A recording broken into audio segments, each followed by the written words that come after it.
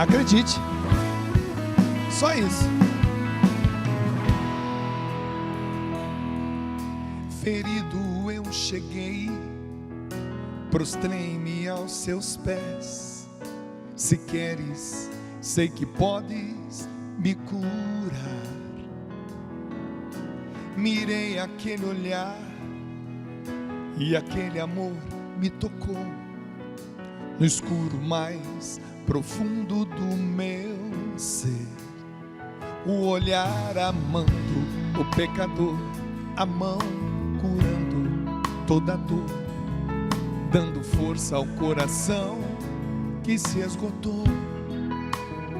O olhar amando o pecador, a mão curando toda dor, dando força ao coração que se esgotou. O amor não dá para explicar, faltam palavras para falar ao coração. O amor não dá para explicar. Acredite, esse amor pode curar. O amor não dá para explicar, faltam palavras para falar ao coração. O amor não dá para explicar. Acredite, esse amor pode curar. Ele pode curar você.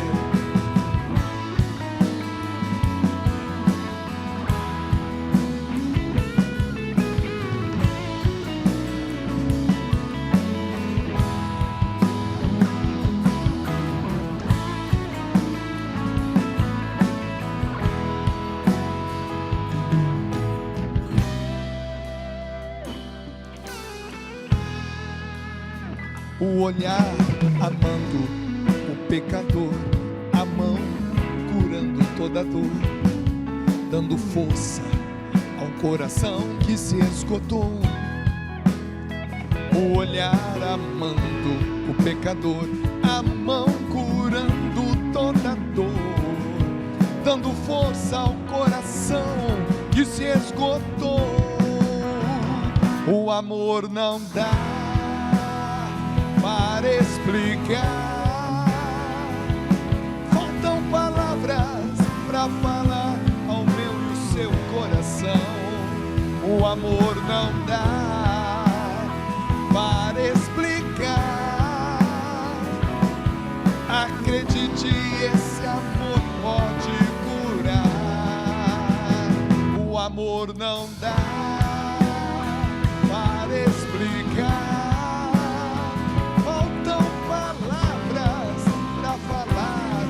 Coração, o amor não dá para explicar. Acredite, esse amor pode curar. Acredite, esse amor pode curar. Acredite, acredite, acredite, esse amor pode curar.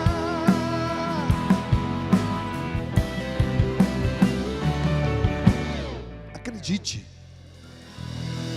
Oh, maravilha, meus irmãos. Sabe o que dá força pra gente aqui vir toda segunda-feira, toda terça, toda quarta, toda quinta, toda sexta, todo sábado, todo domingo aqui na Rede Vida? Gravar, fazer ao vivo, participar. Sabe o que dá força pra gente? É a palavra de Deus. A palavra de Deus, ela é alimento. E ela pode vir à sua vida de várias formas. Você pode ir à missa, por exemplo, né? E sentar no banco com muita atenção no domingo, prestar atenção na primeira leitura, no salmo, depois na segunda leitura, depois no evangelho, e você se alimenta da palavra de Deus. Você faz força para, sabe, para guardar aquelas palavras, para sair daquela missa com a mensagem principal da homilia do padre, e vai para casa. Mas você também pode ler um bom livro, você pode ler a Bíblia, estudar a Bíblia, você pode ter acesso àquele livrinho Deus Conosco, por exemplo, onde tem a liturgia diária. Existem muitas formas. Você pode pegar o seu celular e buscar lá uma passagem bíblica qualquer e ficar lendo 1, 2, 3 vezes. Porque a palavra de Deus, ela é que dá a força, o conteúdo. E por que eu estou dizendo isso? Porque às vezes vem os problemas. Você conhece alguém que não tem problema? Alguém aqui conhece alguém que não tem problema? Ninguém, não existe uma pessoa no mundo que não tenha problema. Até uma criança tem problema. O meu brinquedo quebrou, o meu cachorro adoeceu. Não existe uma pessoa na face da terra que não tenha problema. Isso não é uma exclusividade minha nem sua. E a palavra de Deus pode ser a resposta para esse momento onde as perguntas gritam dentro de você. Então, meu irmão, seja qual for a sua queixa, seja qual for a sua dúvida, busque a resposta na palavra de Deus. Se você não lê a Bíblia, se você não presta atenção na leitura, se você não se lembra ao longo do dia daquilo que Deus falou um dia, deixa eu dizer para você, vai ser muito difícil você vencer uma prova na sua vida. Você tem que ter a palavra de Deus gritando dentro de você, mesmo que você não saiba capítulo, versículo, onde é que está, que lado que fica, não tem problema. Deixa a palavra de Deus ecoar dentro de você. E aí as respostas virão, tá bom? Por isso que nós temos o quadro Café, Bolinho e Teologia com o professor Felipe Santos, porque ele vem de uma forma diferente, trazer a nós o gosto pela palavra de Deus. E o tema hoje, Paulo e a cidade de Corinto. Ao som dessa banda, vem pra cá, professor Felipe Santos. Tá bonito hoje, não? Que isso, rapaz? Ô, louco, meu, que isso? Hoje tá chique, né? Caramba, meu, hoje você caprichou, o que tá acontecendo aí? Vai telefonar para São Paulo? Hoje... Ah, que legal, vamos tomar. Quem fez o café hoje, gente? Paulinho. Paulinho, você é o cara do café aqui na Rede Vida, é você parabéns. E o pai. Você é o pai. O cafezinho bom, meu irmão. Sei que você está em casa aí, de repente, deu até vontade. Vai lá, faz um café no intervalo. Faz um cafezinho para poder assistir aqui. Bem-vindos ao Café, Bolinho e Teologia. E hoje, Paulo e a cidade de Corinto. Paulo e a cidade de Corinto. Rapaz, é interessante. Já estivemos lá, né? Juntos. Já, né? não. É bacana. É interessante que a cidade de Corinto é uma cidade muito importante no mundo antigo. Ela ficava localizada em numa região que nós chamávamos, né, região da Acaia, e era uma cidade muito importante para o Império Romano. Você tinha ali uma mistura cultural muito grande, você tinha ali uma concentração de dinheiro muito grande, passavam por ali muitas mercadorias, passavam por ali pessoas muito importantes, e é interessante que é o lugar em que o primeiro texto dos escritos do Novo Testamento vai ser produzido. Primeiro? O primeiro. Uau! Então é interessante, pode colocar o primeiro desenho, é interessante o seguinte, nós temos aqui, né, a minha versão do apóstolo Rapaz, dos esse gentios. Paulo tá parecendo o padre Marcelo Rossi, bicho. Tá fortão, Tá homem. forte, né? É, meu amigo Paulo Marcelo. E é interessante que ele vai ser representado assim, né? Com a palavra e com a espada, né? Eu até fiz ele aqui com os rolos, né, de pergaminho, porque na época não tínhamos ainda a Bíblia encadernada, bonitinha como nós temos. Você imagina o trabalho que deu, né, no começo do cristianismo, você ler as Sagradas Escrituras sem ter o livro pronto como nós temos hoje. Foi muito difícil. E aqui é interessante o seguinte, né? Ao longo do primeiro e do segundo século, nós temos aqui em vermelho toda a dominação romana. Toda a dominação romana. Aqui nós temos a cidade de Tarso, você vê que não é muito longe da região aqui de Israel. Né? Aqui é a cidade de origem de Paulo. Aqui nós temos o centro do império e aqui nós temos a cidade de Corinto. Está praticamente no meio, né? Entre Roma e Tarso. Então é interessante que essa cidade aqui, né, você tem mercadorias, você tem pessoas lá do Império Romano que vinham para cá, você tem mercadorias que vinham desde aqui da região da Mesopotâmia, que vinham ou por terra para cá e chegavam aqui, ou vinham para o Mediterrâneo, eram comercializados aqui na região de Canaã, ou vinham para o Egito, ou iam para lá. Então, aqui você tinha, né, a chegada de autoridades romanas, você tinha turismo, você tinha mercadorias, você tinha bastante coisa que chegava dentro dessa cidade. Aliás, só antes de mudar o desenho, uma das coisas que mais me impressionou lá em Corinto, e você vai se lembrar disso, foi o canal de Corinto. É. Né? Que é uma... Procure pesquisar depois, você que está em casa, escreve aí, dá uma gugada aí. Eles abriram o canal mesmo, né?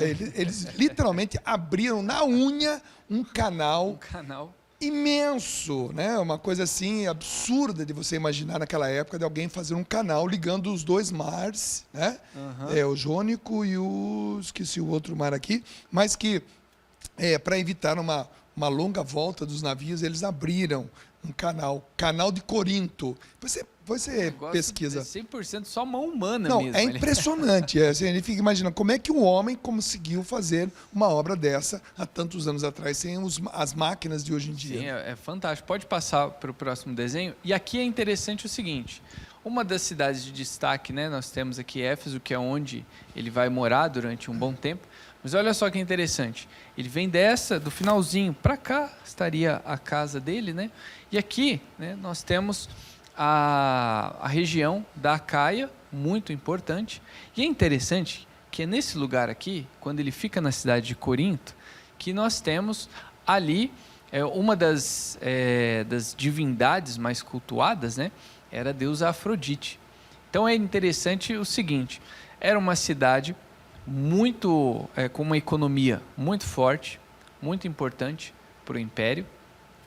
Ele vai chegar ali, ele vai ter toda uma dificuldade em levar a mensagem do Evangelho para esse pessoal, né, que dentro dos povos gregos, né, era o pessoal mais assim, que não tinha limites para nada mesmo. Aliás, Corinto era conhecido como a cidade do pecado. A cidade do pecado. É uma cidade que existia um termo naquela época, era corintizar, não era corintianizar não, gente, nada a ver com o time do Corinthians, tá bom? Mas corintizar naquela época era sinônimo de pecar, sem limite. Era a cidade do pecado. Do pecado, eles não tinham limites. Então é interessante você pensar que nessa cidade, né, surgiu o primeiro escrito do Novo Testamento.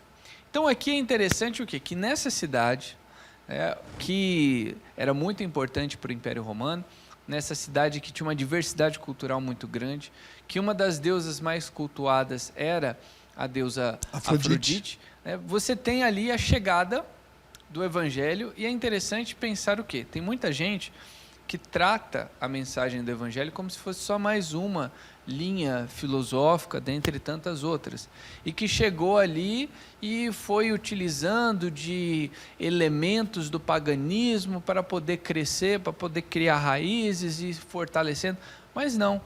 Quando Paulo vai levar o cristianismo para lá, esse cristianismo ele já está pronto, ele já está maduro, né? Nós já passamos ali no capítulo 15 do livro de Atos dos Apóstolos, né? Já tem uma primeira conversa, né? Já tem um concílio, já tem uma reunião de lideranças. Então, quando ele vai levar para os povos gentios, né? Chamados de gentios, aqueles que não pertenciam às comunidades judaicas, né?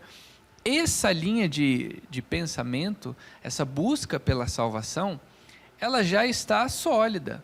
Ela só não está grande em número, mas ela está pronta. A igreja já estava entendendo a sua função e o que é que Jesus tinha ensinado, qual era a função da próxima geração, né? O que eles iriam ensinar, como eles iriam acolher. Afinal de contas, já faziam quase 20 anos que Jesus já tinha morrido na cruz. Exatamente. Então, teríamos aí uma caminhada relativamente boa do cristianismo pós-morte de Jesus. Pós-morte de Jesus. Então, muita coisa já tinha sido conversada. Então, é interessante que quando ele vai produzir esse primeiro escrito, né, ele tem toda uma trajetória, toda uma aventura para chegar à comunidade de Tessalônica, de falar do Evangelho, ter que fugir, né, de certas cidades por causa de perseguições, não era nem do Império Romano, era dos judeus. né, demorou muito para o Império Romano perceber a existência do cristianismo, né? E entender Ou seja, a primeira perseguição nem era dos romanos, era dos próprios judeus. Era dos próprios judeus, né? E quando Roma vai entender que existe um problema, os romanos vão ficar, peraí, mas é judeu perseguindo judeu? Não estou entendendo. Qual é de vocês? Então, assim, é interessante que aqui, nesse local, nós temos esse primeiro escrito, nós temos esse alerta, nós temos, você vai ler a carta aos Tessalonicenses, ele já fala sobre a espera, ele já fala sobre a vinda de Jesus, ele já fala no que está pautado a fé cristã. E pode passar o desenho. Aí é interessante o quê? Aos poucos, é nessa cidade que nós começamos a ver a quebra de, como podemos dizer assim, modelos de deuses. Você tem aqui deusas femininas, deuses masculinos. Poseidon, o Senhor dos Mares, uma cidade, né, que ganha muito com culto, né, com mercadorias que vêm do mar. Então você tem uma adoração ao Senhor dos Mares. Você tem ali, né, uma das principais divindades, Afrodite. Você tem ali muita cultura que vem do Egito. Então você tem ali um carinho especial sobre Ísis. Então, pensa só, você tem uma diversidade muito grande de classes sacerdotais. Você tem um mercado muito grande de animais que são selecionados, guardados para serem oferecidos em sacrifício. Você tem famílias que durante diversas gerações vão ao templo juntos. Igual hoje, tem a missa do galo, vai a família toda, né? Tem a missa da Páscoa. Missa da Páscoa, vai a família toda, né? Você vai fazer catequese, o casal vai conversar com o padre. A festa do padroeiro. O calendário da igreja está muito presente na família, na vida das pessoas. Pensa isso naquele tempo. Então você tem diversos templos, diversas classes sacerdotais. E esses modelos de deuses, aos poucos, começam a cair. As pessoas começam a notar que, chegou uma novidade, mas não é uma novidade qualquer. Ou seja, tudo que Paulo dissesse, todo esse novo ensinamento, com certeza seria contrário a tudo aquilo que eles tinham pensado. Exatamente. Então imagina para toda aquela fábrica, existia também todo um comércio atrás disso, toda uma estrutura financeira atrás desses deuses, digamos assim. Imagina as pessoas que ganhavam a vida fazendo imagens desses deuses, né? Nós temos, inclusive, Atos dos Apóstolos mostra também um problema que ele tem quando ele vai para Filipos lá. Então, ao longo da estrada, ele vai ter esse problema. Imagina as pessoas que ganham dinheiro com isso. Uma das reações naturais é o quê? Peraí, tem um Deus novo na jogada. Vamos descobrir como é que faz isso, vamos fazer estátua dele também e continuar ganhando dinheiro. Mas é um Deus que não tem uma imagem, não permite essa idolatria, é um grupo seleto de líderes que não deixa qualquer um entrar. Então eles olhavam para os apóstolos, eles olhavam para as autoridades cristãs como alguma coisa realmente ruim, porque eles não admitiam outros deuses, eles não entravam dentro desse comércio, né? Enquanto as pessoas que aderiam a essa cultura politeísta, né? Se você já vai cometer essa idolatria a diversos deuses, o que custa você aceitar mais um, né? Mas essa chegada ali em Corinto, em diversos sentidos, né, ela mostra um tempo novo na história da humanidade. É um novo documento, um primeiro de tantos documentos, de um novo contexto, de uma nova aliança, um novo testamento que começa a ser produzido. E aí, pode passar? Aí é interessante que o quê? Começa a se fortalecer na cabeça daquelas pessoas a ideia de um Deus verdadeiro, um Deus único, um Deus que morreu, que ressuscitou, um Deus que atuou, né, na sociedade, que ele veio, que ele andou entre os mortais. Ele fez um igual a nós. Ele não exigiu sacrifícios para dar em retorno uma colheita feliz, o livramento de um desastre natural. Não, ele foi o sacrifício. Ele foi o sacerdote, ele foi o sacrifício, ele morreu, ele ressuscitou, ele foi o Salvador, ele foi tudo. Então é um modelo completamente diferente de tudo que existia naquele momento, em que, de certa forma, né, começa a ser registrado.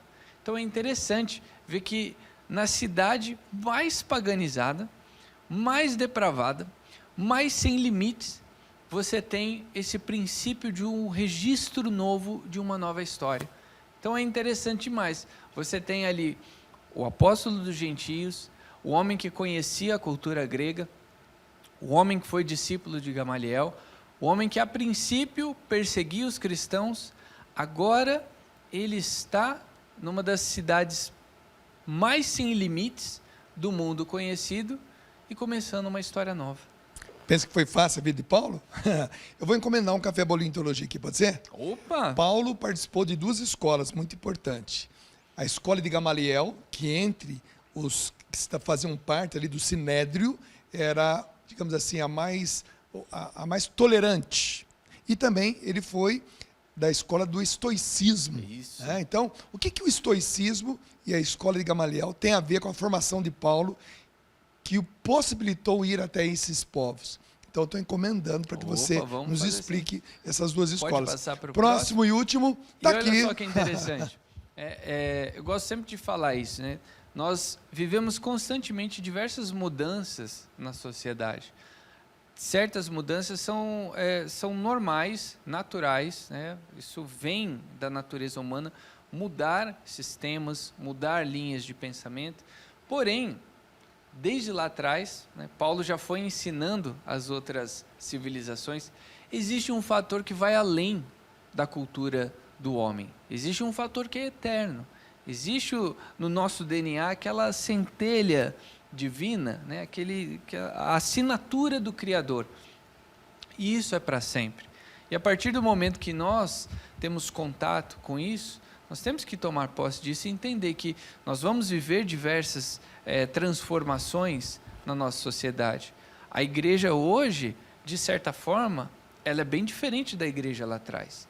Nós temos mais recursos, nós temos mais diálogos, nós temos um público diferente, nós temos ferramentas diferentes para levar a evangelização. Lá atrás, não existia uma Bíblia com zíper bonitinha, né, traduzida no idioma nativo nem um de computador. cada pessoa. Não tinha um computador, não tinha como fazer não isso tinha aqui. site. Entende? Hoje, olha que beleza. Nós temos tudo isso, né? E aqui, né, no meu site, professorfelipesantos.com.br, é legal porque é uma forma de disponibilizar, que eu vou estudando, as coisas que eu aprendi, e com muito carinho, né, eu ofereço para a galera, vai lá, se inscreve. Inclusive, né, o Felipe agora vai fazer uma peregrinação que vai passar pelo Egito, pela Jordânia, por Israel e a Turquia. Então, ele vai estar, né, municiando, digamos assim, esse site com as informações que você precisa. O que você quer saber sobre a Turquia? O que você quer saber sobre o Egito, sobre a Jordânia e sobre Israel? Então aguarde. Mas por enquanto, vamos lá? Professorfelipesantos.com.br, inclusive um curso sobre Mariologia. Isso é muito importante. Você quer saber mais sobre Maria, os dogmas sobre Maria? Tem tudo lá. E as cartas paulinas que deu início a tudo isso, né? Exatamente. É interessante que o quê? Nós temos ali aulas, eu faço questão de fazer bem curtinha. 10 minutos, 10 12 minutos no minutos. máximo. Tem uma aula só, que realmente o assunto é mais complexo, que ela dura 20 minutos, que é do módulo Teologia da Libertação, mas porque realmente para contextualizar muito bem para a pessoa, e o que nós lutamos, né, para fazer isso. A aula curta, porque nós sabemos que hoje a correria da galera realmente é um negócio complicado, né? Então é algo bem dinâmico, é um tempo curtinho que você consegue entender bem a mensagem, né? Você consegue ter ferramentas, né, para conhecer mais sobre a doutrina, a história da igreja e, consequentemente, né, amar muito mais a igreja e amar mais a civilização. Só se ama aquilo que se conhece. Tá legal? www.professorfelipesantos.com.br. Entra lá agora, faça sua inscrição e participe dos cursos. Valeu? Valeu! Entrou com rock and roll, sai com rock and roll. Esse foi @Prof. Felipe Santos. Valeu, hein? Gostei da gravata, meu. Puxa vida, hein? Professor Felipe Santos arrebentando, hein? E sem dizer que o cara é um gato, né, meu? É a cara do pai. Cleuber, por favor, preciso de você agora, que eu quero falar com quem ama a Rede Vida de televisão, tá bom? Cleuber, cadê você? Eu não estou escutando você. Isso, toca isso aí com gosto, isso. Ô, gente, deixa eu falar uma coisa para vocês. Evangelizar é uma coisa maravilhosa. A gente faz isso com tanto carinho, mas com tanto carinho.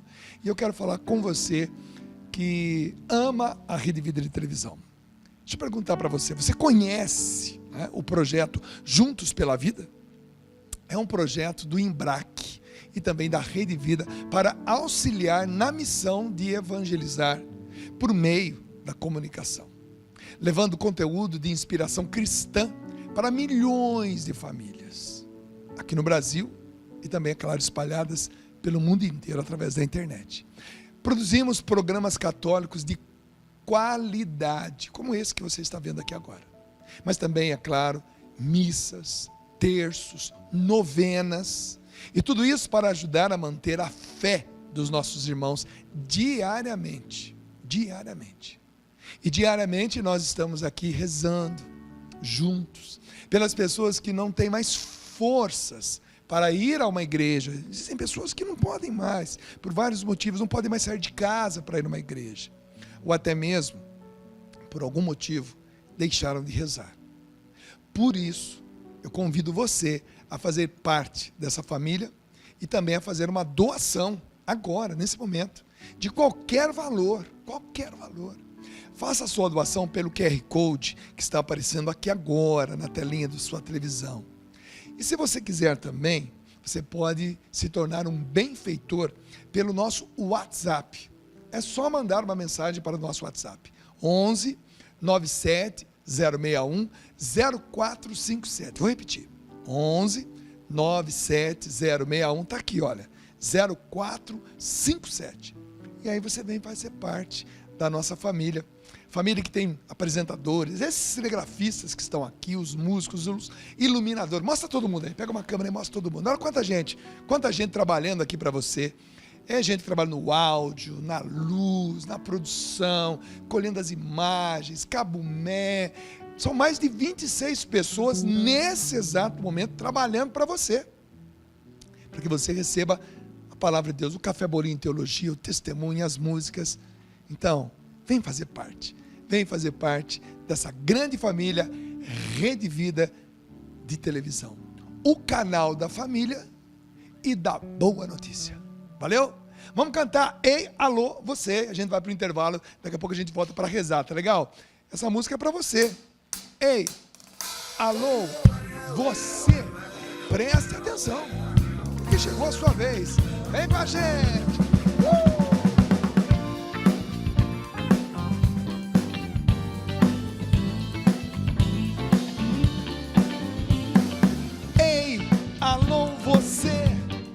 Preste atenção, a fila andou e chegou a sua vez. Coragem, irmão, ele te chamou, dá glória a Deus. Ei, alô você, preste atenção, a fila andou e chegou a sua vez. Coragem, irmão, ele te chamou, dá glória a Deus.